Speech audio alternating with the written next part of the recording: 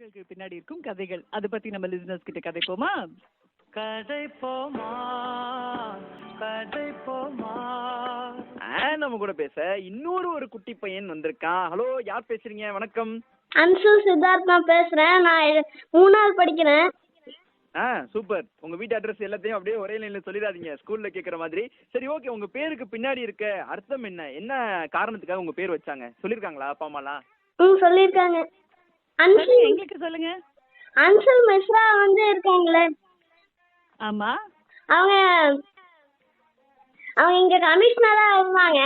அவங்க எங்க அப்பாவுக்கு நிறைய உதவி செஞ்சாங்க. அதே மாதிரி நானும் வரணும்ட்டு எங்க அப்பாவுக்கு எனக்கு பேர் வச்சாங்க. எங்க அண்ணன் பேர் அன்சுல் கிஷோர், நான் என் பேர் அன்சுல் சித்தார்த்.